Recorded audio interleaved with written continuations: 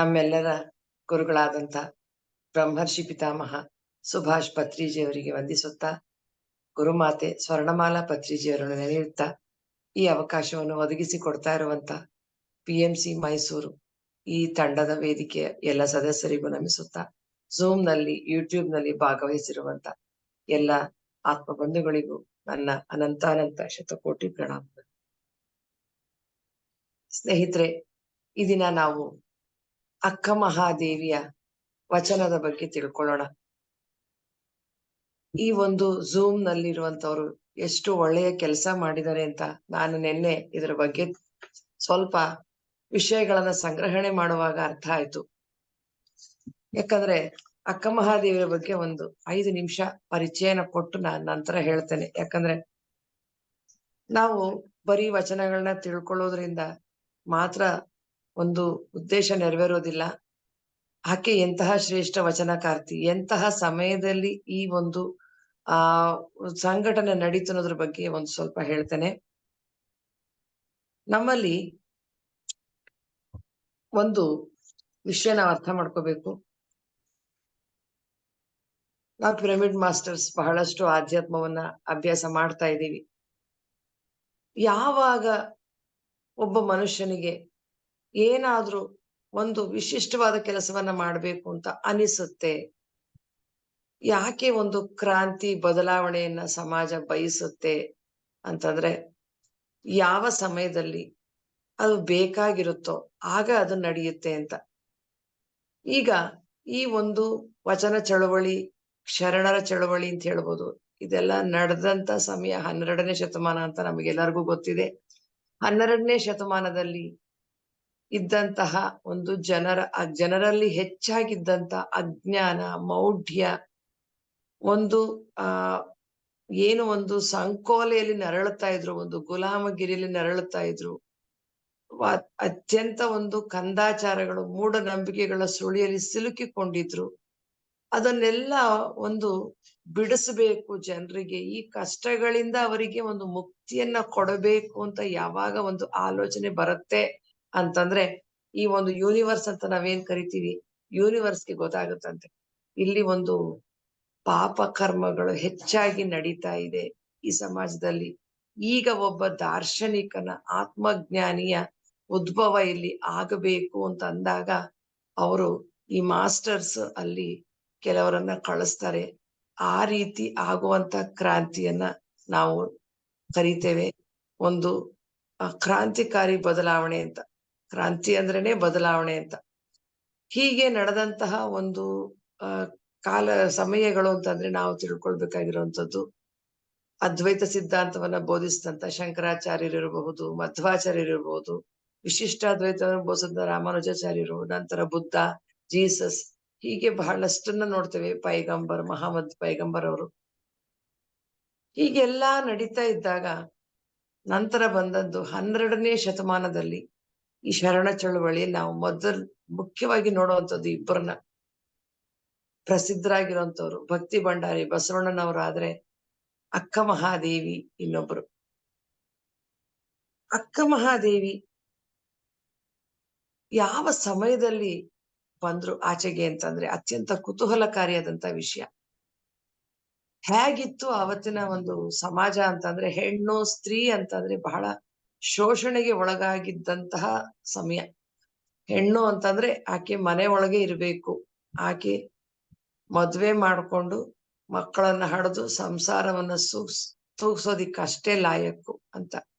ತನ್ನ ಕಷ್ಟಗಳನ್ನ ಯಾರಲ್ಲೂ ಹೇಳಿಕೊಳ್ಳಲಾಗದಂತಹ, 4 ಗೋಡೆಗಳಿಂದ ಮಧ್ಯದಲ್ಲಿ ಬಂದಿಯಾಗಿದ್ದಂತ, ಆಚೆ ಬರ್ಲಾಗದಂತಹ ಪರಿಸ್ಥಿತಿಯಲ್ಲಿ ಆಕೆ ಅಳೋದಿಕ್ಕಷ್ಟೇ ಲಾಯಕ್ಕು. ನೀನ್ ಮನೇಲಿ ಕೂತ್ಕೊಂಡು ಚೆನ್ನಾಗ್ ಅಳಮ್ಮ ಅಂತ ಹೇಳೋದಿಕ್ಕೆ ಏನ್ ವಾತಾವರಣ ಬೇಕು ಅದನ್ನ ನಿರ್ಮಾಣ ಮಾಡಿಕೊಟ್ಟಿದ್ರು.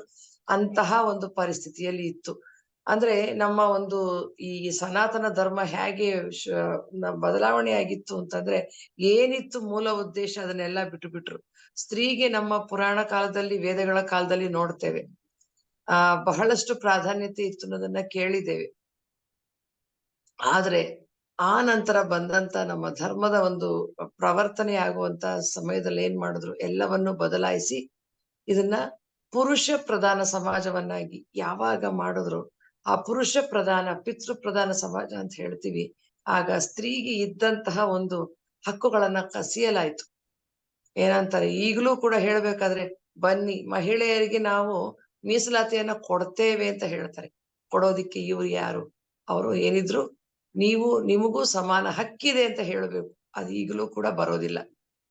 ಆ ರೀತಿ ಇದ್ದಂತಹ ಹೆಣ್ಣಿಗೆ ಒಂದು ಮುಕ್ತಿ ಮೋಕ್ಷದ ಬಗ್ಗೆ ಚಿಂತನೆ ಮಾಡೋದಿಕ್ಕೆ ಒಂದು ಅವಕಾಶವೇ ಇಲ್ಲದಂತಹ ಸಮಯದಲ್ಲಿ ಏನಾಗಿತ್ತು, ಈ ಮೇಲ್ವರ್ಗದ ಜನ ಅಂತ ಏನ್ ಹೇಳ್ತಾರೆ, ಅವರೆಲ್ಲ ಏನ್ ಮಾಡ್ತಾ ಇದ್ರು?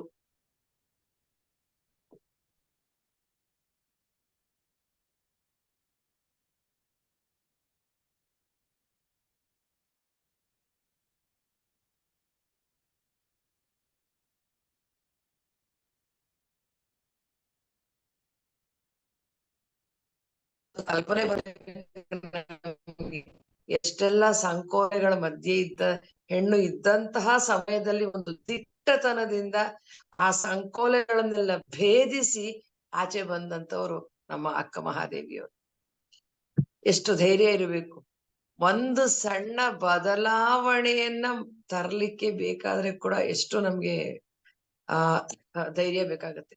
ಈಗ ಪೂಜೆ ಪುನಸ್ಕಾರ ಅಂತ ಇರುವಂತಹ ಈ ಸಮಯದಲ್ಲಿ ನಾವು ಧ್ಯಾನ ಪೂಜೆ ಎಲ್ಲ ಬೇಡ ಅಂತ ನಮ್ಮ ಪತ್ರಿಜರು ಹೇಳಿದರೆ ಅಂತ ಹೇಳೋದಿಕ್ಕೆ ಧೈರ್ಯ ಬೇಕು.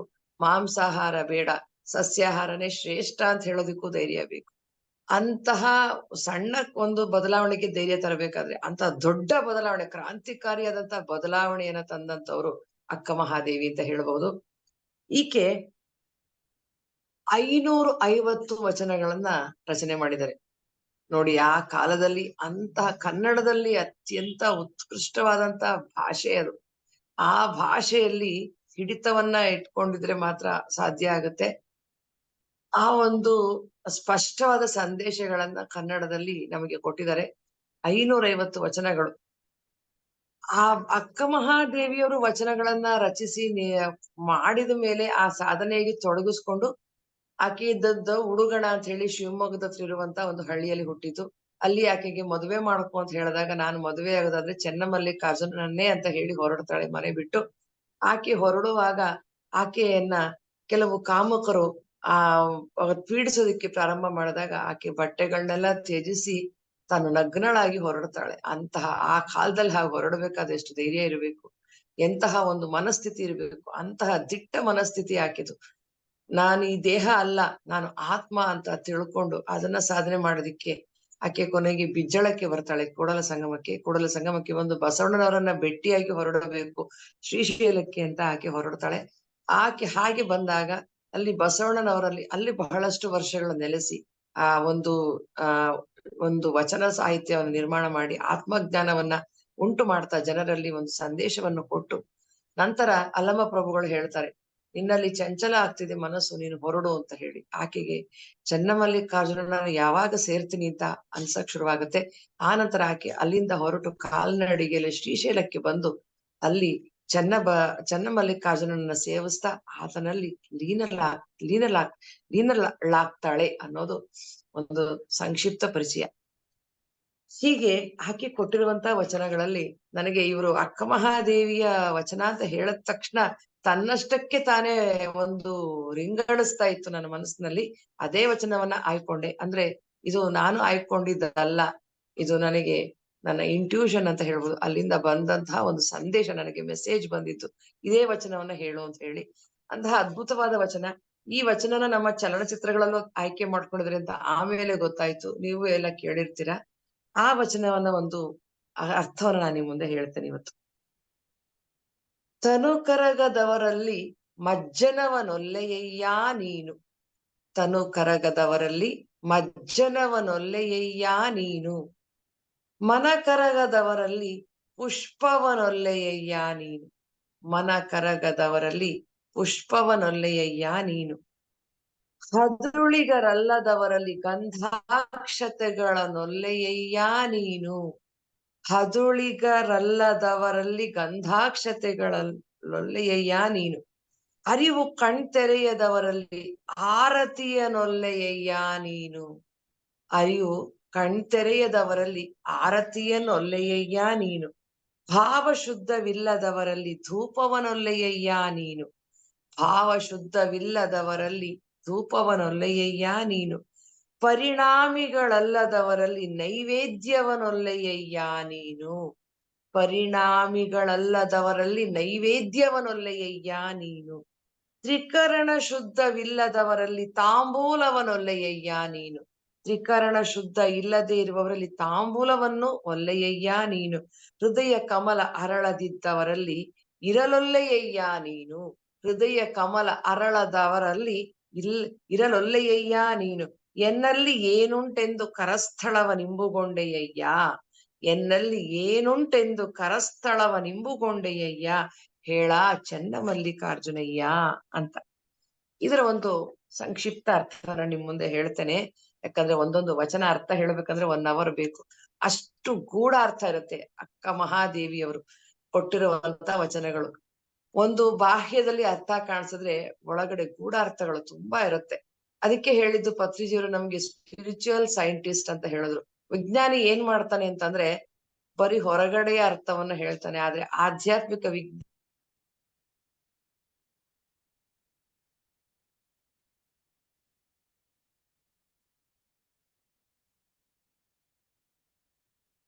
ಮ್ಯೂಟ್ ಆಯ್ತು ಮೇಡಮ್. ದೇಹವನ್ನು ಸವಸದೇ ಇರುವಂತವ್ರು ಅಂತ. ದೇಹ ಸವಸದೇ ಇರುವಂತವ್ರು ಅಂದ್ರೆ ಯಾವುದೇ ಕಾಯಕವನ್ನ ಮಾಡದೇ ಇರುವಂತವ್ರು, ಯಾವ ಕೆಲಸವನ್ನೂ ಮಾಡದೆ ಸೋಮಾರಿಗಳಾಗಿ ಬರೀ ದರ್ಪ, ಬರೀ ಕೂತ್ಕೊಂಡು ತಿಂದುಕೊಂಡು ಇರುವಂತವ್ರು. ಅವರು ಮಾಡಿರುವ ಮಜ್ಜನ ಅಂದ್ರೆ ಅಭಿಷೇಕ, ಅಭಿಷೇಕವನ್ನು ನೀನು ಸ್ವೀಕರಿಸೋದಿಲ್ಲ, ಅದು ಸ್ವೀಕಾರಾರ್ಹವಾಗೋದಿಲ್ಲ. ಕೆಲವ್ರು ಇರ್ತಾರೆ ಹೇಗಪ್ಪ ಅಂತಂದ್ರೆ ಬರೀ ಅವ್ರದೆಲ್ಲ ಬರೀ ಆಳ್ವಿಕೆ, ದರ್ಪ ಇದೇ ನಡೆಸ್ತಾ ಇರ್ತಾರೆ, ಯಾವುದೇ ಒಂದು ಕಾಯಕ ಮಾಡೋದಿಲ್ಲ.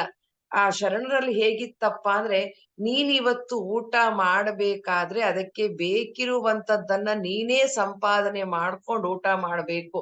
ನೀನ್ ಇಲ್ಲದಿದ್ರೆ ನೀನು ಈ ದಿನ ಒಂದು ಊಟ ಮಾಡ್ಲಿಕ್ಕೆ ಅರ್ಹನಲ್ಲ ಅನ್ನೋದಿತ್ತು. ಇದು ನಾವು ಇವತ್ತಿಗೂ ಕೂಡ ಕೆಲವು ಧರ್ಮಗಳಲ್ಲಿ ಕಾಣ್ತೇವೆ.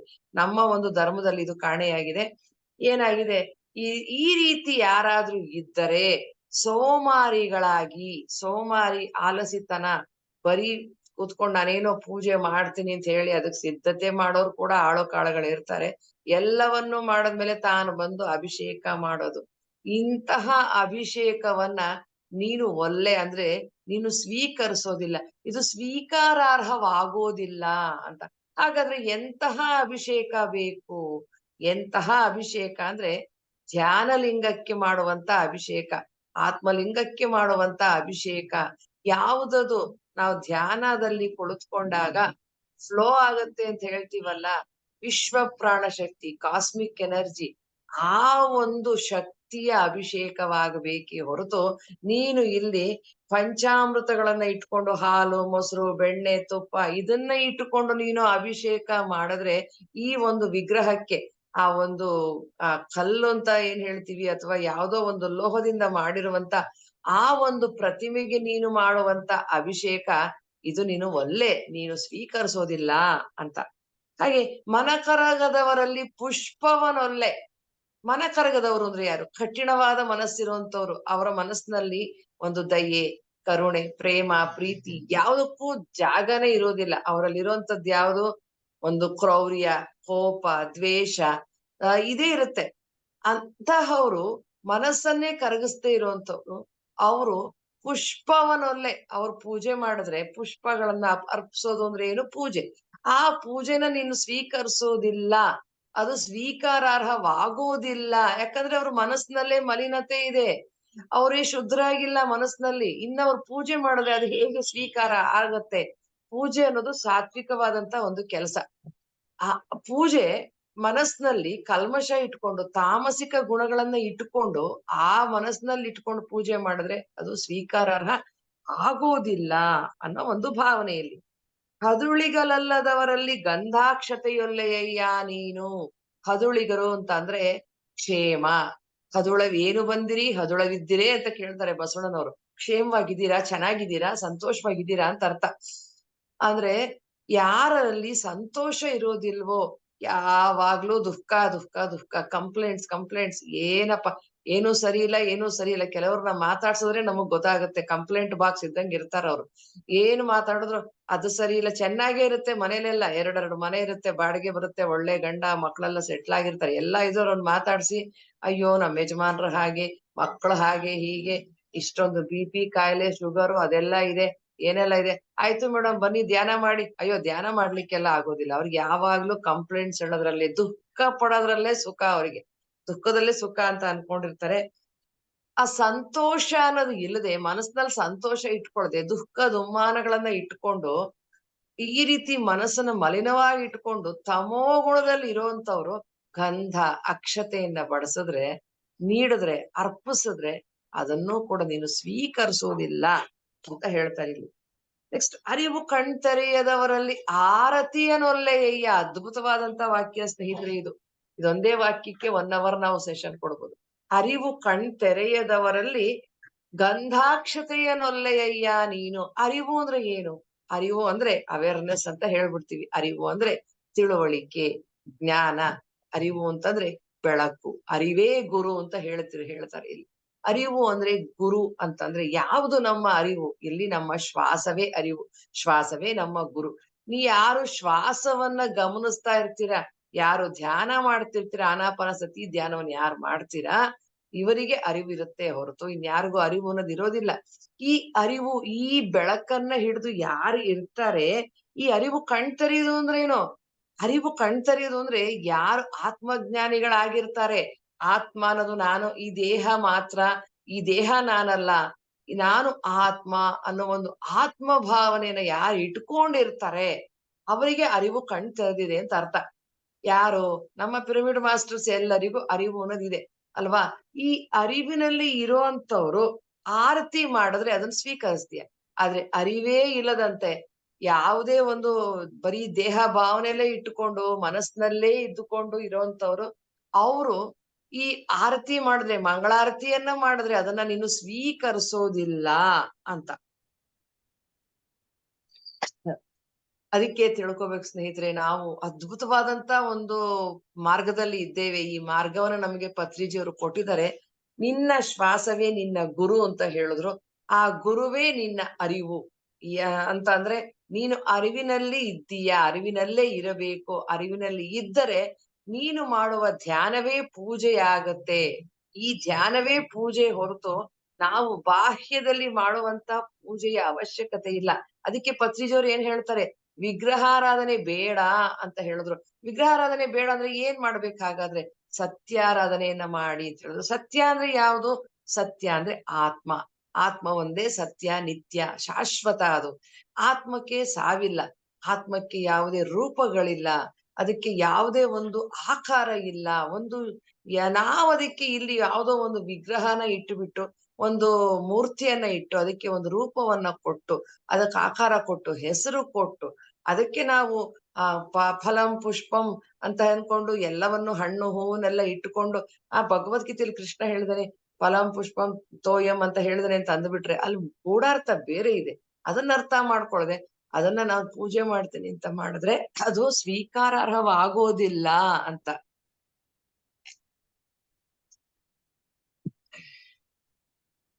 ಭಾವಶುದ್ಧವಿಲ್ಲದವರಲ್ಲಿ ಧೂಪವನೊಲ್ಲೆಯ್ಯ ನೀನು ಅಂತ. ಭಾವ, ಸ್ವಭಾವ ಶುದ್ಧವಾಗಿರ್ಬೇಕು. ಯಾವಾಗ್ಲೂ ಶುದ್ಧವಾದ ಮನಸ್ಸಿರ್ಬೇಕು. ಶುದ್ಧವಾದ ಮನಸ್ಸಿನಲ್ಲಿ ಯಾರಿರ್ತಾರೆ? ಪರಮಾತ್ಮ ಇರ್ತಾನೆ. ಪರಮಾತ್ಮ ಅಂದ್ರೆ ಅದು ಪರಮವಾದ ಆತ್ಮ, ಅಂದ್ರೆ ಆತ್ಮವೇ ದೇವರು ಅಂತ. ಈ ಪರಮಾತ್ಮ ಎಲ್ಲಿರ್ತಾನೆ? ಶುದ್ಧವಾದ ಮನಸ್ಸಿಲ್ಲವರು. ಶುದ್ಧವಾದ ಮನಸ್ಸು ಅಂದ್ರೆ ಏನು? ಆ ಮನಸ್ಸಿನಲ್ಲಿ ಯಾವಾಗ್ಲೂ ಪ್ರೀತಿ, ಪ್ರೇಮ, ದಯೆ, ಕರುಣೆ, ಅನುಕಂಪ, ವಿಶ್ವಾತ್ಮ ಭಾವ ಇದಿರಬೇಕು. ಎಲ್ಲರಲ್ಲೂ ಭಗವಂತನನ್ನು ಕಾಣುವಂತ ಒಂದು ಸ್ವಭಾವ ಇರಬೇಕು. ನಾನೇ ಭಗವಂತ. ಆತ್ಮ ಅಂದ್ರೆ ನೋಡಿ, ಅದಕ್ಕೆ ಹೇಳ್ತಾರೆ ಈಶಾವಾಸ್ಯಮಿದಂ ಸರ್ವಂ ಅಂತ ಉಪನಿಷತ್ತಿನಲ್ಲಿ ಮೊದಲನೇ ವಾಕ್ಯ ಬಂತು. ಅಂದ್ರೆ ಇರೋದೆಲ್ಲವೂ ಭಗವಂತನೇ, ಎಲ್ಲವೂ ಅದೇನೆ ಅಂತ. ಆದ್ರೆ ನಾವ್ ಹೇಳ್ತೀವಿ ಅಹಂ ಬ್ರಹ್ಮಾಸ್ಮಿ ಅಂತ ಹೇಳ್ಬೋದು, ತತ್ವಮಸಿ ಅಂತ ಹೇಳ್ಬೋದು, ಸರ್ವಂ ಕಲ್ವಿದಂ ಬ್ರಹ್ಮ ಅಂತ ಹೇಳ್ಬೋದು. ಇದು ಯಾವುದೇ ವಾಕ್ಯಗಳನ್ನ ತಗೊಂಡ್ರು ಉಪನಿಷತ್ತಿನಲ್ಲಿ ಬರುವಂತ ಈ ವಾಕ್ಯಗಳ ಅರ್ಥ ಒಂದೇನೆ. ಎಲ್ಲರೂ ಭಗವಂತನ ಸ್ವರೂಪರೇ, ಎಲ್ಲರೂ ಭಗವಂತರೇ. ನಾನು ಆತ್ಮ ಅಂದ್ರೆ ನಾನೇ ದೇವರು. ನಾನೇ ದೇವರಾಗಿದ್ದುಕೊಂಡು ದೇವರೇ ಮತ್ತೊಂದು ದೇವರಿಗೆ ಪೂಜೆ ಮಾಡೋದಂದ್ರೆ ಏನ್ ಅರ್ಥ ಅನ್ನೋ ಅದರಿಂದ ನಮ್ಗೆ ಪತ್ರಿಜಿಯವರು ಹೇಳಿದ್ರು, ವಿಗ್ರಹಾರಾಧನೆ ಬೇಡ, ನಿಮ್ಮದೇ ಆರಾಧನೆ ಅಂತಂದ್ರೆ ನೀವು ಧ್ಯಾನವನ್ನ ಮಾಡಿದ್ರೆ ಸಾಕು. ಆ ಧ್ಯಾನದಲ್ಲಿ ನೀವು ಅಭಿಷೇಕವನ್ನ ಮಾಡಿ, ಪೂಜೆಯನ್ನ ಮಾಡಿ, ವಿಶ್ವ ಪ್ರಾಣ ಶಕ್ತಿಯನ್ನು ನಿಮ್ಮ ಆತ್ಮ ಲಿಂಗದ ಮೇಲೆ ಒಂದು ಅಭಿಷೇಕ ಮಾಡಿದ್ರೆ ಅದಕ್ಕಿಂತ ಪೂಜೆ ಇನ್ನೇನು ಬೇಕು ಸ್ನೇಹಿತರೆ. ಆದ್ರಿಂದ ಈ ರೀತಿಯ ಭಾವ ಶುದ್ಧ ಅಂತಂದ್ರೆ ಈ ರೀತಿ ಇರ್ಬೇಕು. ಇವರು ಕೊಡುವಂತ ಧೂಪವನ್ನ ನೀನ್ ಸ್ವೀಕರಿಸ್ತೀಯ, ಭಾವ ಶುದ್ಧಿ ಇಲ್ಲದೆ ಇದ್ರೆ ಧೂಪವನ್ನು ಸ್ವೀಕರಿಸೋದಿಲ್ಲ. ಏನ್ ಇರಬಾರ್ದು ಹಾಗಾದ್ರೆ ಅಂತಂದ್ರೆ ದ್ವೇಷ, ಅಸೂಯೆ. ನೋಡಿ, ನಾವು ಅರಿಷಡ್ ವರ್ಗಗಳು ಅಂತ ಏನ್ ಹೇಳ್ತೀವಿ? ಕಾಮ, ಕ್ರೋಧ, ಲೋಭ, ಮೋಹ, ಮದ, ಮಾತ್ಸರ್ಯ ಇವೆಲ್ಲ ಇದ್ರೆ ಅದು ಮನಸ್ಸು ಮಲಿನವಾಗಿದೆ ಅಂತ. ಆ ಯಾವುದು ಇಲ್ದಿದ್ರೆ ಮನಸ್ಸು ಶುದ್ಧವಾಗಿದೆ ಅಂತ.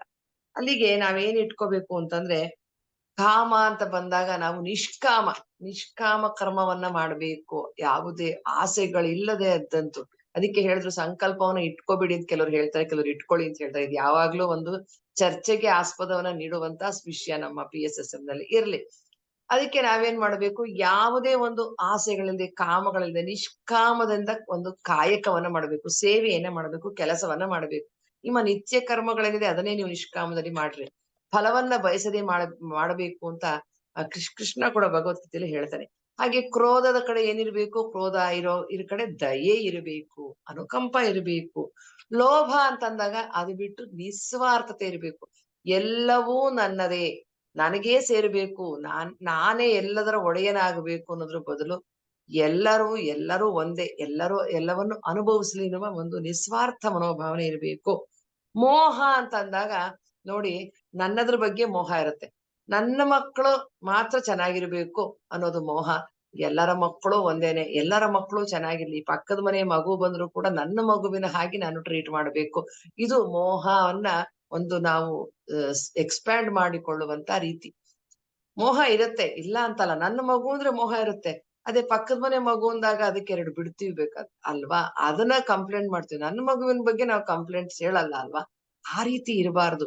ಮಕ್ಕಳಂದ್ರೆ ಎಲ್ಲರೂ ಒಂದೇ ಅನ್ನೋದು ಬಂದ್ರೆ ಆ ಮೋಹನ ಒಂದು ಎಕ್ಸ್ಟೆಂಡ್ ಮಾಡ್ದಾಗೆ ನಿರ್ಮೋಹ ಅಂತ ಹೇಳ್ತಾರೆ. ಆ ನಿರ್ಮೋಹದ ಸ್ಥಿತಿಗೆ ನಾವು ಹೋಗ್ಬೇಕು ಅಂದ್ರೆ ಸರ್ವಾತ್ಮ ಭಾವ, ಎಲ್ಲರಲ್ಲೂ ಆ ಭಾವವೇ ಒಂದೇ, ನಾವು ಭಗವಂತನೇ ಇದ್ದಾನೆ ಅನ್ನೋ ಭಾವನ ನಾವು ನೋಡ್ಬೇಕು. ಮದ ಅಂತ ಅನ್ನೋ ಕಡೆ ಏನ್ ಬರ್ಬೇಕು? ವಿನಯ ಬರ್ಬೇಕು. ವಿನಯವೇ ಭೂಷಣ ಅಂತ ಹೇಳ್ತಾರೆ. ಎಲ್ಲಿ ನಾವು ಎಷ್ಟೇ ಸಾಧನೆ ಮಾಡಿರ್ಬಹುದು ಸ್ನೇಹಿತರೆ. ನಮ್ಮಲ್ಲಿ ಎಷ್ಟೊಂದ್ ಜನ ಸ್ಪೀಕರ್ಸ್ ಇದಾರೆ, ನಿಮ್ಮಲ್ಲೂ ಕೂಡ ಇರ್ತಾರೆ. ಎಷ್ಟೊಂದ್ ಜನ ನಾವು ಪಿರಮಿಡ್ ರ್ಯಾಲಿಗಳಿಗೆ ಹೋಗ್ತೇವೆ, ಧ್ಯಾನವನ್ನ ಪ್ರಚಾರ ಮಾಡ್ತಿರ್ತೀವಿ, ಧ್ಯಾನ ಹೇಳ್ಕೊಡ್ತಿರ್ತೀವಿ. ಆದ್ರೆ ಎಲ್ಲೂ ಕೂಡ ನಾನಿದು ಮಾಡ್ತಿದ್ದೀನಿ ಅನ್ನೋ ಒಂದು ಅಹಂ ನಮಗೆ ಬರದ ಹಾಗೆ ನಾವು ನೋಡ್ಕೋಬೇಕು. ವಿನಯವೇ ಇರಬೇಕು ನಮ್ಮಲ್ಲಿ. ಎಷ್ಟೇ ಮಾಡಿದ್ರು ಏನೇ ಮಾಡಿದ್ರು ನಾನು ಇದೊಂದು ಮಾಧ್ಯಮ. ಇವತ್ತು ಕೂಡ ಅಷ್ಟೇ ಸ್ನೇಹಿತರೆ. ಈ ಒಂದ್ ಸಂದೇಶ ನಾನು ನಿಮ್ಗೆ ಕೊಡ್ತಿದ್ದೀನಿ ಅಂದ್ರೆ ಇದಕ್ಕೆ ನಾನು ಯಾವುದೇ ಒಂದು ಗ್ರೇಟ್ ಅಲ್ಲ. ನನ್ನನ್ನ ಯೂನಿವರ್ಸ್ ಇಲ್ಲೊಂದು ಮಾಧ್ಯಮವನ್ನಾಗಿ ಬಳಸ್ಕೊಳ್ತಾ ಇದೆ. ನನ್ನಿಂದ ಈ ಸಂದೇಶ ನಿಮಗೆ ಇದಕ್ಕೆ ಒಂದು ಟ್ಯೂಬ್, ಒಂದು ಚಾನಲ್ ಆಗಿ ನಾನು ಇದೇನಷ್ಟೇ. ಇದ್ರಲ್ಲಿ ಯಾವುದೇ ಒಂದು ಹೆಚ್ಚುಗಾರಿಕೆ ಇಲ್ಲ. ಆದ್ರಿಂದ ನಾವೆಲ್ಲರೂ ಅಷ್ಟೇ ಒಂದು ಇನ್ಸ್ಟ್ರೂಮೆಂಟ್ಸ್, ನಾವು ಟೂಲ್ಸ್ ತರ ನಾವು ಕೆಲಸ ಮಾಡ್ತಿರ್ತೀವಿ. ನಾವೇ ಗ್ರೇಟ್ ಅನ್ನೋ ಭಾವನೆ ನಮ್ಮಲ್ಲಿ ಇರಬಾರದು. ಆ ವಿನಯ ಇರಬೇಕು. ಹಾಗೆ ಮಾತ್ಸರ್ಯ, ಓ ಅವರು ಆ ತರ ಮಾಡ್ಬಿಟ್ರು, ನಾನು ಮಾಡಬೇಕು, ನಾನ್ ಮಾಡಿಲ್ಲ, ನನಗಿಂತ ಹೆಚ್ಚು ಅವರು ಮಾಡ್ಬಿಟ್ಟಿದ್ದಾರೆ, ನನಗಿಂತ ಹೆಚ್ಚು ಸಂಪಾದನೆ ಮಾಡಿದ್ದಾರೆ, ನನಗಿಂತ ದೊಡ್ಡ ಮನೆಯನ್ನ ಕಟ್ಟಿದ್ದಾರೆ, ನನಗಿಂತ ದೊಡ್ಡ ಕಾರ್ ಇಟ್ಕೊಂಡಿದ್ದಾರೆ. ಈ ರೀತಿ ಮಾತ್ಸರ್ಯ ಇರಬಾರದು. ಅಲ್ಲಿ ಏನಿರ್ಬೇಕು ಅಂತಂದ್ರೆ ನಮಗೆ ಎಲ್ಲರಲ್ಲೂ ಒಂದೇಯನ್ನ ನೋಡುವ ಒಂದು ಸರ್ವಾತ್ಮ ಭಾವನ ಬೆಳೆಸ್ಕೊಳ್ಬೇಕು. ಅದಕ್ಕೆ ಹೇಳ್ತಾರೆ ಇಲ್ಲಿ, ಭಾವ ಶುದ್ಧವಿಲ್ಲದವರಲ್ಲಿ ಈ ರೀತಿ ಭಾವ ಶುದ್ಧವಾಗಿದ್ದಾಗ, ಮನಸ್ಸು ಶುದ್ಧವಾಗಿದ್ದಾಗ ಅವರು ಕೊಡುವಂತ ಧೂಪವನ್ನು ನೀನು ಸ್ವೀಕರಿಸ್ತೀಯ. ಪರಿಣಾಮಿಗಳಲ್ಲದವರಲ್ಲಿ ನೈವೇದ್ಯವನ್ನೊಲ್ಲೆಯಯ್ಯ ನೀನು ಅಂತ ಅಂದ್ರೆ, ಯಾರು ಸ್ವಾರ್ಥಿಗಳಾಗಿರ್ತಾರೆ ಅವರು ಒಂದು ಪರಿಣಾಮವನ್ನ ಅಂದ್ರೆ ಆ ಸರಿಯಾದ ಒಂದು ಪರಿಣಾಮವನ್ನ ಬೀರ್ಬೇಕು. ನಾವು ಯಾರಲ್ಲೇ ಆಗ್ಲಿ ಒಂದು ಮಾಸ್ಟರ್ಸ್ ಅಂದಾಗ ಹೇಗಿರ್ಬೇಕು, ಅದಕ್ಕೆ ನಮ್ಮನೆಯಲ್ಲಿ ಮಾಸ್ಟರ್ಸ್ ಅಂತಾನೆ ಕರೆದ್ರು, ಇನ್ನೇನು ಹೇಳಿಲ್ಲ. ಧ್ಯಾನಿಗಳು, ಮೆಡಿಟೇಟರ್ಸ್ ಅಂತ ಹೇಳಿಲ್ಲ. ಯಾಕಂದ್ರೆ ಮೇಲಿನ ಲೋಕಗಳಿಗೆ ಹೋದಾಗ ಮಾಸ್ಟರ್ಸೇ ಇರ್ತಾರೆ. ನಾವೆಲ್ಲ ಅಲ್ಲಿಯ ಮಾಸ್ಟರ್ಸೇ ಇಲ್ಲಿ ಕೆಲಸ ಮಾಡಕ್ ಬಂದಿದ್ದೇವೆ. ಆದ್ರಿಂದಾನೇ ಮಾಸ್ಟರ್ಸ್ ಅಂತ ಕರೆದ್ರು. ನಾವೊಂದು ಆ ಪರಿಣಾಮವನ್ನ, ಎಫೆಕ್ಟ್ ಅನ್ನ ನಾವೆಲ್ಲರ ಮೇಲೆ ಉಂಟು ಮಾಡ್ಬೇಕು. ಅದಕ್ಕೆ BA ಮಾಸ್ಟರ್ ಅಂತ ಹೇಳಿದ್ರು. ಯಾವಾಗ್ಲೂ ಮಾಸ್ಟರ್ ಆಗಿ ಇರ್ಬೇಕು ಅಂತ. ಆ ರೀತಿ ಇದ್ದಾಗ ನಾವು ಕೊಡುವ ನೈವೇದ್ಯ ಯಾವ್ದಾಗಿರುತ್ತೆ, ನಾವು ಧ್ಯಾನ ಮಾಡಿ ಅದರಿಂದ ಬೀರುವಂತ ಒಂದು ಎಫೆಕ್ಟ್ ಇದೆಯಲ್ಲ, ಅದೇ ನೈವೇದ್ಯ. ಅದನ್ನ ಸ್ವೀಕರಿಸ್ತಾನೆ ದೇವರು ಭಗವಂತ. ಆ ಒಂದು ಅದಕ್ಕೆ ನೆಕ್ಸ್ಟ್ ಹೇಳುವಂಥದ್ದು, ತ್ರಿಕರಣ ಶುದ್ಧವಿಲ್ಲದವರಲ್ಲಿ ತಾಂಬೂಲವನೊಲ್ಲೆಯಯ್ಯ ನೀನು. ತ್ರಿಕರಣ ಅಂತಂದ್ರೆ ಕಾಯ, ವಾಚ, ಮನಸ. ಅದಕ್ಕೆ ಪತ್ರಿಜರು ನಮ್ಗೆ ಏನ್ ಕೊಟ್ಟಿದ್ದಾರೆ? ವಾಕ್ ಕ್ಷೇತ್ರವನ್ನು ಕೊಟ್ಟಿದ್ದಾರೆ. ಅದನ್ನ ಅಭ್ಯಾಸ ಮಾಡ್ಬೇಕು. ವಾಕ್ ಕ್ಷೇತ್ರದ ಬಗ್ಗೆ ಹೇಳ್ಬೇಕಾದ್ರೆ ಒಂದು ಕ್ಲಾಸ್ ಬೇಕಾಗತ್ತೆ. ಸ್ನೇಹಿತರೆ, ಇಲ್ಲಿ ತ್ರಿಕರಣ ಅಂದಾಗ ಕಾಯದಿಂದ ಶುದ್ಧರಾಗಿರ್ಬೇಕು. ವಾಚ ಅಂದ್ರೆ ಮಾತು ಶುದ್ಧವಾಗಿರ್ಬೇಕು. ಮಾತಿನಲ್ಲಿ ಕಪಟ ಇರಬಾರದು. ಮತ್ತೆ ಸುಳ್ಳು ಹೇಳುವಂತದ್ದು, ಮೋಸ ಮಾಡುವಂತದ್ದು, ಇನ್ನೊಬ್ಬ ವ್ಯಕ್ತಿಗೆ ಅವಮಾನ ಮಾಡುವಂತ ಮಾತುಗಳನ್ನ, ನೋಯಿಸುವಂತ ಮಾತುಗಳನ್ನ, ಅವಹೇಳನ ಮಾಡುವಂತ ಮಾತುಗಳನ್ನ ಆಡಬಾರ್ದು ನಾವು. ಅದಕ್ಕೆ ಯಾವಾಗ್ಲೂ ಯಾವ ರೀತಿ ಮಾತಿರ್ಬೇಕು? ಸಕಾರಾತ್ಮಕವಾಗಿರುವಂತ ಮಾತುಗಳು, ಪಾಸಿಟಿವ್ ಥಾಟ್ಸ್, ಪಾಸಿಟಿವ್ ಟಾಕ್ಸ್ ಇರ್ಬೇಕು. ನೆಗೆಟಿವ್ ಮಾತುಗಳು ಆಡ್ಲೇಬಾರ್ದು. ಅದಕ್ಕೆ ನೋ ಗಾಸಿಪಿಂಗ್ ಅಂತ ಹೇಳ್ತಾರೆ. ಇನ್ನೊಬ್ಬರ ಬಗ್ಗೆ ನಾವು ಏನೋ ಅಲ್ಲಸಲ್ಲದ ಮಾತುಗಳನ್ನ ಆಡುವುದು ಕೂಡ ನಮ್ಮ ತ್ರಿಕರಣ ಶುದ್ಧಿ ಅಲ್ಲದೆ ಇರೋದನ್ನ ಸೂಚಿಸುತ್ತೆ. ಹಾಗೆ ಮನಸ್ಸು ಶುದ್ಧವಾಗಿರ್ಬೇಕು. ಮನಸ್ಸು ಯಾವತ್ತು ನಾವು ಈ ಒಂದು ಪ್ರೇಮ, ಪ್ರೀತಿ, ಕರುಣೆ, ದಯೆ, ವಾತ್ಸಲ್ಯ ಇದನ್ನ ಇಟ್ಕೊಂಡಾಗ ಶುದ್ಧವಾಗಿರುತ್ತೆ. ಸೇವಾ ಮನೋಭಾವನೆಯನ್ನು ರೂಢಿಸಿಕೊಳ್ಳಬೇಕು.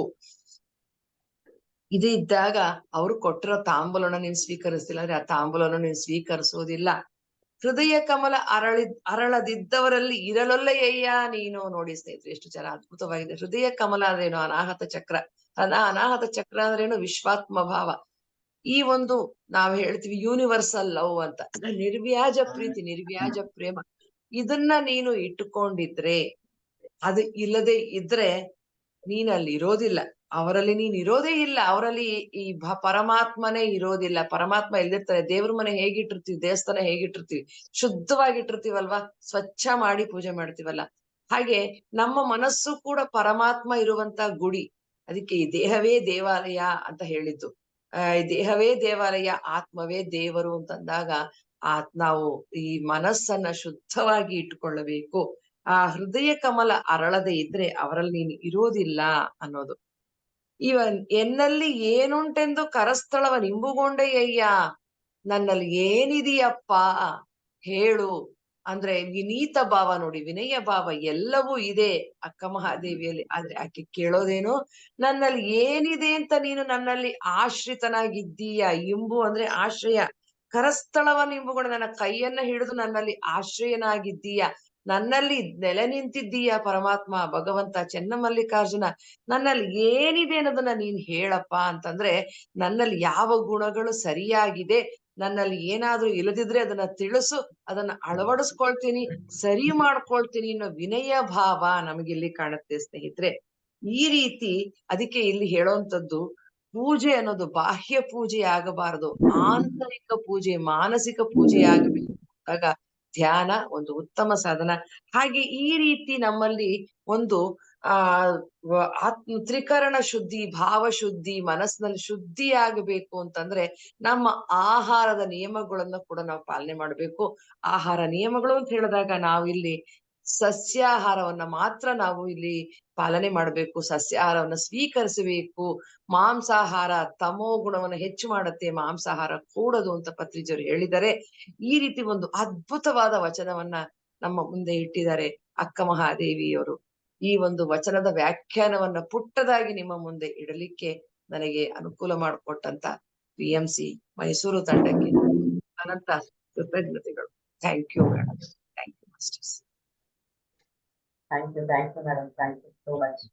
ಅದ್ಭುತವಾದ ವಚನದೊಂದಿಗೆ ನಮ್ಮ ಇವತ್ತಿನ ದಿನ ಪ್ರಾರಂಭ ಆಗಿದೆ. ಅದ್ಭುತವಾದ ನಮ್ಮಲ್ಲಿರುವಂತ ಎಲ್ಲ ಗುಣಗಳು ಹೇಗಿರ್ಬೇಕು ಅನ್ನೋ ತಿಳಿಸುವಂತ ವಚನಗಳ ಸಾರವೇ ಅದ್ಭುತ. ಅದರ ಸಾರ ಆಳ ತುಂಬಾ.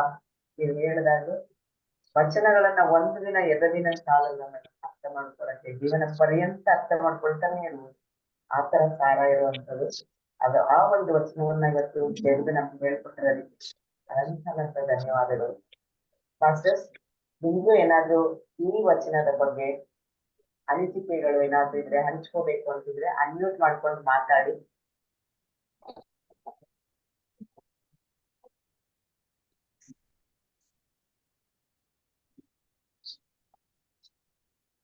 ನಮಸ್ತೆ ಮೇಡಮ್. ಲಕ್ಷ್ಮಿ ಮೇಡಮ್. ನಮಸ್ತೆ ಪದ್ಮಾ ಮೇಡಮ್. ನಮಸ್ತೆ. ನಮಸ್ಕಾರ ಮೇಡಮ್. ನಮಸ್ತೆ ಮೇಡಮ್. ಚೆನ್ನಾಗಿ ತಿಳಿಸ್ಕೊಟ್ರಿ ಮೇಡಮ್. ಅದ್ರದ ತನುಕರದಲ್ಲಿ ಮನದಲ್ಲಿ ಅದನ್ನ ರಾಗವಾಗಿ ಹೇಳ್ಬೋದಾಗಿತ್ತು ಅಂತ ಅನ್ಕೋತೀನಿ ಮೇಡಮ್. ಚೆನ್ನಾಗಿತ್ತು, ಅದ ಅರ್ಥದಲ್ಲಿ ಇದ್ ಮಾಡಿದ್ರಿ, ಅರ್ಥ ತಿಳಿಸಿದ್ರಿ ಪೂರ್ತಿ. ಅಕ್ಕ ಮಹಾದೇವಿ ವಚನ ತುಂಬಾ ಚೆನ್ನಾಗಿ ಹೇಳಿದ್ರಿ. ಅರಿವೇ ಗುರು, ಶ್ವಾಸವೇ ಗುರು, ನಾನು ದೇಹವಲ್ಲ, ನಾನು ಒಂದು ಆತ್ಮ ಅಂತ ತಿಳಿಬೇಕು, ನಿನ್ನ ಶ್ವಾಸವೇ ನಿನ್ನ ಗುರು, ಸತ್ಯವೇ ಶಾಶ್ವತ. ಇದ್ರ ಬಗ್ಗೆ ಚೆನ್ನಾಗಿ ತಿಳಿಸ್ಕೊಟ್ರಿ. ದೇಹವೇ ದೇವಾಲಯ ಅಂತ ಅನ್ನೋದು. ಮತ್ತೆ ಕಾಮ, ಕ್ರೋಧ, ಮದ, ಮತ್ಸರ ಇದ್ರ ಬಗ್ಗೆ ಎಲ್ಲ ಒಂದೊಂದು ಅರ್ಥಪೂರ್ಣವಾಗಿ ಸಖತ್ತಾಗಿ ತಿಳಿಸ್ಕೊಟ್ರಿ. ಚೆನ್ನಾಗಿ ಅದ್ಭುತವಾಗಿ ಬಂತು. ಅದನ್ನ ನೀವು ಹಾಡಿನ ಮುಖಾಂತರ ಒಂದು ಕೊನೆಯಲ್ಲಿ ಅದು ಆಡ್ಬೋದಾಗಿತ್ತು ಅಂತ ಅನ್ಕೊತೀನಿ ಮೇಡಮ್. ಅಷ್ಟು ಪ್ರಾಕ್ಟೀಸ್ ಮಾಡಿಲ್ಲ. ನಾನು ಅದಕ್ಕೆ ಪ್ರಾಧಾನ್ಯತೆ ಕೊಡ್ಲಿಲ್ಲ, ಯಾಕಂದ್ರೆ ಇದು ವಿಶ್ಲೇಷಣೆ ಎನ್ನುವಾಗ ಅದಕ್ಕೆ ಟೈಮ್ ತಗೊಳ್ಳೋದು ಬೇಡ ಅಂತ ಹೇಳಿ ಅದ್ರ ಬಗ್ಗೆ ಇದು ಮಾಡಿದೆ. ಚೆನ್ನಾಗಿತ್ತು ಮೇಡಮ್, ಚೆನ್ನಾಗ್ ಬಂತು, ಚೆನ್ನಾಗ್ ತಿಳಿಸ್ಕೊಟ್ರಿ ಮೇಡಮ್. ಅದನ್ನ ಕಮಲಾ ಮೇಡಮ್ ಹತ್ರ ಹೇಳ್ಸಿ ಮೇಡಮ್. ಇವಾಗ ಲಕ್ಷ್ಮಿ ಮೇಡಮ್ ಚೆನ್ನಾಗಿ ಹೇಳ್ತಾರೆ ಅವರು. ಇದನ್ನ ಅರ್ಥಪೂರ್ಣವಾಗಿ ಅವ್ರು ಹಾಡು ಹೇಳ್ತಾರ. ಒಂದ್ 5 ನಿಮಿಷ ಆಗತ್ತೆ ಅಷ್ಟೇನೆ. ತಗೊಳ್ಳಿ ಮೇಡಮ್, ಕಮಲಾ ಮೇಡಮ್ ಹತ್ರ ಆಡ್ಸಿ ಮೇಡಮ್, ಚೆನ್ನಾಗ್ ಆಡ್ತಾರ. ಚೆನ್ನಾಗ್ ತಿಳಿಸ್ಕೊಟ್ರಿ ಮೇಡಮ್. ಅವಕಾಶ ಕೊಟ್ಟದಕ್ಕೆ ನಿಮ್ಗೆ ಧನ್ಯವಾದಗಳು madam. Lakshmi madam, Kamala madam ಹತ್ರ ಹೇಳ್ಸಿ ಮೇಡಮ್, ಚೆನ್ನಾಗ್ ಆಡ್ತಾರೆ ಈಗ. ಕಮಲಾ ಮೇಡಮ್ ಅನ್ಮ್ಯೂಟ್ ಮಾಡ್ಕೊಳ್ಳಿ. ಅವ್ರ ಕೋರಿಕೆ, ಪದ್ಮಾ ಮೇಡಮ್ ಕೋರಿಕೆ. ನಮಸ್ತೆ. ನಮಸ್ತೆ. ಆಯ್ಕೆ ಮಾಡಿದಾಗ್ಲೂ ನನ್ನಲ್ಲೂ ರಾಗ ಬರ್ತಾನೆ ಇತ್ತು. ಮತ್ತದನ್ನ ಪ್ರಾಕ್ಟೀಸ್ ಮಾಡಿ ಅದನ್ನ ಹೇಳೋದ್ರ ಬದಲು ನಾನು ವ್ಯಾಖ್ಯಾನದ ಕಡೆ ಹೆಚ್ಚು ಗಮನ ಕೊಡೋಣ ಅಂತ ಹೇಳಿ ಅದನ್ನ ಇದು ಮಾಡ್ಲಿಲ್ಲ. ಹೇಳಿ ಮೇಡಮ್. ಲಾವಣ್ಯ ಮೇಡಮ್ ತುಂಬಾ ಚೆನ್ನಾಗಿ ಅದ್ಭುತವಾಗಿ ಅದ್ರ ಅರ್ಥ ತಿಳಿಸ್ಕೊಟ್ರಿ. ಅದು ಚಲನಚಿತ್ರದಲ್ಲಿ ಹಾಡ್ ಬರುತ್ತೆ, ಹಂಗಾಗಿ ನಾನು ಏನು ರೆಡಿ ಆಗಿಲ್ಲ. ಅದ್ರ ಬಗ್ಗೆ ನಿಮ್ಮ ಒಂದು ಗುಂಗಲ್ಲೇ ಇದ್ದೆ. ನೀವೇನೇನ್ ಅರ್ಥ ಹೇಳ್ತಾ ಇದ್ರಲ್ಲ, ತ್ರಿಕರಣ ಶುದ್ಧಿ ನಮಗೆ ಮೇಯ್ನು. ಆ ತ್ರಿಕರಣ ಶುದ್ಧಿ ಒಂದಿದ್ರೆ ಸಾಕು, ಎಲ್ಲವನ್ನೂ ಗೆಲ್ಬಹುದು. ತನು ಕರಗದವರಲ್ಲಿ ಪುಷ್ಪವನೊಲ್ಲೆಯಯ್ಯ ನೀನು. ಇಲ್ಲ, ನನಗೆ ಅದ್ರದ್ದು ಅರ್ಥಗಳು ಕರೆಕ್ಟ್ ಆಗಿಲ್ಲ, ತಪ್ಪಾಗಿ ಹೇಳಿದ್ರೆ ಅದು ಆಭಾಸವಾಗುತ್ತೆ. ನೆಕ್ಸ್ಟ್ ಒಂದ್ಸಲ ಚೆನ್ನಾಗಿ ಹೇಳ್ತೀನಿ ಮೇಡಮ್, ಸಾರಿ. ಇಲ್ಲಿ ಇದು ಏನ್ ಮಾಡಿದ್ದಾರೆ ಅಂದ್ರೆ, ಮೂವಿನಲ್ಲಿ ಎಲ್ಲಾರು ಏನ್ ಮಾಡಿದ್ದಾರೆ, ಈ ಲೈನ್ಸ್ ಇಷ್ಟನ್ನು ಬಳಸ್ಕೊಂಡಿಲ್ಲ ಅವರು. ಅವ್ರು ಯಾವಾಗ್ಲೂ ಮೂವೀಸ್ ಅಲ್ಲಿ ಏನ್ ಮಾಡ್ತಾರೆ, ಅವ್ರ ಟೈಮ್ ತಕ್ಕ ಹಾಗೆ ಬದಲಾಯಿಸ್ಕೊಂಡ್ಬಿಡ್ತಾರೆ. ಎಷ್ಟು ಯಾವ ತರ ಬೇಕು ಬದಲಾಯಿಸ್ಕೊಂತಾರೆ. ಅವರು ಲೈನ್ಸ್ ಅನ್ನ ಇದ್ ಮಾಡಿದ್ದಾರೆ, ಮಿಕ್ಸ್ ಮಾಡ್ಬಿಟ್ಟಿದ್ದಾರೆ. ಆಕ್ಚುಲಿ ತನುಕರಗದವರಲ್ಲಿ ಮಜ್ಜನ ಇರೋದು, ಅವ್ರು ಪುಷ್ಪ ಮಾಡ್ಕೊಂಡಿದ್ದಾರೆ. ಅದ್ರ ಬೇಕಾದಷ್ಟು ಬದಲಾವಣೆ ಆಗಿದೆ ಅದ್ರಲ್ಲಿ. ಹೌದು ಮೇಡಮ್, ನೀವ್ ಹೇಳುವಾಗ ನಾನು ಅದನ್ನೇ ತಗೊಂತಾ ಇದ್ದೆ. ಓ, ಅಲ್ಲಿ ಇಲ್ಲಿ ಈ ತರ ಪದಗಳು ಬೇರೆ ಬೇರೆ ಇದೆ ಅಂತಾನೆ ನಾನು ಅರ್ಥ ಮಾಡ್ಕೊಂಡೆ. ಹಂಗಾಗಿ ಇರ್ಲಿ, ನಮ್ಗೆ ಅದು ಇಷ್ಟು ಒಳ ಅರ್ಥಗಳನ್ನ ತಗೊಂಡಿದೀವಲ್ಲ, ನೀವ್ ಅದನ್ನ ಕೊಟ್ಟಿದೀರಲ್ಲ, ಅದ್ರ ಮುಂದೆ ಇನ್ಯಾವ್ದು ಇಲ್ಲ ಅನ್ಕೋತೀನಿ. ನಾವ್ ಇದನ್ನ ತಿಳ್ಕೊತಾ ಹೋಗ್ಬೇಕು. ಅರ್ಥ ಸುಮ್ನೆ ನಾವೇನು ಅರ್ಥವಿಲ್ಲದೆ ಮಾತಾಡ್ತಾರೆ ಅಂತಾರಲ್ಲ, ಅರ್ಥವಿಲ್ಲದೆ ಮಾತಾಡೋದು ಕೂಡ ವಾಕ್ಶುದ್ಧಿ ಅಲ್ಲ. ಅರ್ಥ ಒಂದು ಮಾತು ಅದೇನೋ ಈತಿರ್ಲೇ ಬರುತ್ತೆ. ಮಾತು ಆಡಿದರೆ ಹೋಯ್ತು, ಮುತ್ತು ಒಡೆದರೆ ಹೋಯ್ತು. ಬಸವಣ್ಣವ್ರು ಹೇಳಿದ್ದಾರೆ, ಆಡಿದರೆ ಕಬ್ಬಿಣ ಸಲಾಕೆ ಅಂತಿರಬೇಕು, ನುಡಿದರೆ ಮುತ್ತಿನ ಹಾರದಂತಿರಬೇಕು, ನುಡಿದರೆ ಮಾಣಿಕ್ಯದ ದೀಪ್ತಿ ಅಂತಿರಬೇಕು, ನುಡಿದರೆ ಸ್ಫಟಿಕದ ಸಲಾಕೆ ಅಂತಿರಬೇಕು, ನುಡಿಯೊಳಗಾಗಿ ನಡೆಯದಿದ್ದರೆ ಅಹುದಹುದೆನ್ನದಯ್ಯ ಕೂಡಲ ಸಂಗಮ ದೇವ ಅಂತ ಹೇಳಿ.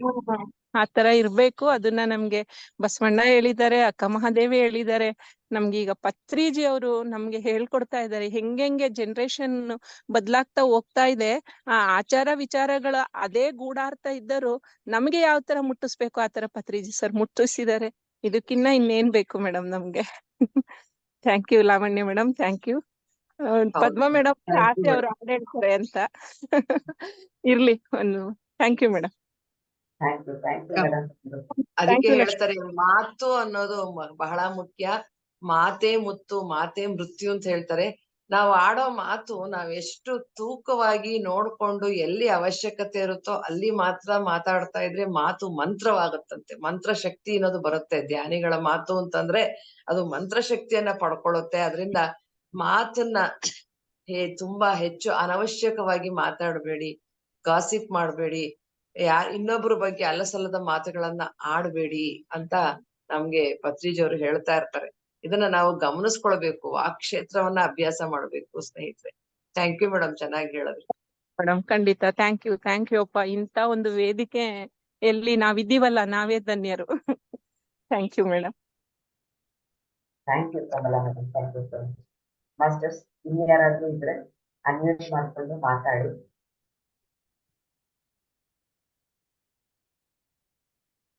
ಮಾಸ್ಟರ್ಸ್ ಇವತ್ತೊಂದು ಅನೌನ್ಸ್ಮೆಂಟ್ ಏನಂದ್ರೆ ಮನೆ ಮನೆ ಧ್ಯಾನ ನಮ್ಮಲ್ಲಿ ಆಗ್ತಾ ಇದೆ. 41 ದಿನಗಳ ಮನೆ ಮನೆ ಧ್ಯಾನ. ಇವತ್ತು 22ನೇ ದಿನ. ನಿಮ್ಮ ಮನೆಗಳಲ್ಲೂ ಮನೆ ಮನೆ ಧ್ಯಾನ ಮಾಡಿಸ್ಬೇಕಂತ ಇದ್ರೆ ನೀವು ನಟರಾಜ್ ಸರ್ ಇಲ್ಲಿ ಗ್ರೂಪ್ ಅಲ್ಲಿ ಇದ್ದಾರೆ, ಅವ್ರಿಗೆ ಕಾಲ್ ಮಾಡ್ಬೋದು. ಇಲ್ಲ ಮೈಸೂರಲ್ಲಿ ನಿಮ್ಮದೇ ಇರೋರಿದ್ರೆ ನಿಮ್ಮ ಫ್ರೆಂಡ್ಸ್ ಯಾರಾದ್ರೂ ಮೈಸೂರಲ್ಲಿ ಇದ್ರೆ ಅವ್ರಿಗೂ ತಿಳಿಸಿ. ಮತ್ತೆ ಎಲ್ಲರೂ ಮನೆ ಮನೆ ಧ್ಯಾನವನ್ನ ಇಟ್ಕೊಳ್ಬೇಕು. ಅದು ಏನಾಗುತ್ತೆ, ಧ್ಯಾನ ಪ್ರಚಾರ ಒಂದಾಗುತ್ತೆ, ಮನೆಯಲ್ಲಿ ಎನರ್ಜಿ ಕ್ರಿಯೇಟ್ ಆಗುತ್ತೆ. ಇದೆಲ್ಲ ಲಾಭಗಳಿದೆ, ಅದನ್ನ ಪಡ್ಕೊಳ್ಳಿ. ಮತ್ತೆ ನಟರಾಜ್ ಸರ್ಗೆ ನೀವು ಕಾಲ್ ಮಾಡಿ ಅವ್ರ ಹತ್ರ ಹೊತ್ತು ಬರ್ಸ್ಬೋದು. ಆಲ್ರೆಡಿ ಎಲ್ಲರೂ 41 ದಿನ ತನಕ ಬರ್ಸಿದ್ದಾರೆ. ಮಧ್ಯೆ ಗ್ಯಾಪ್ ಇದೆ, ಅಲ್ಲಿ ಬೇಕಾದ್ರೆ ನೀವು ನಿಮ್ಮ ಮನೆಯಲ್ಲಿ ಮನೆ ಮನೆ ಧ್ಯಾನವನ್ನ, ಸಾಮೂಹಿಕ ಧ್ಯಾನವನ್ನು ಮಾಡಿಸ್ತೀವಿ. Thank you master. ಯಾರಿಗೂ ಏನು ಹಂಚ್ಕೊಳ್ಳೋದಿಲ್ಲ ಅಂತಂದ್ರೆ ನಾವು ಸೆಷನ್ ಎಂಡ್ ಮಾಡೋಣ. Thank you so much master. ಎಲ್ಲರಿಗೂ ಧನ್ಯವಾದಗಳು. ಮತ್ತೆ ಇವತ್ತು ರಾತ್ರಿ 9 ಗಂಟೆಗೆ ಮೀಟ್ ಮಾಡೋಣ. Thank you.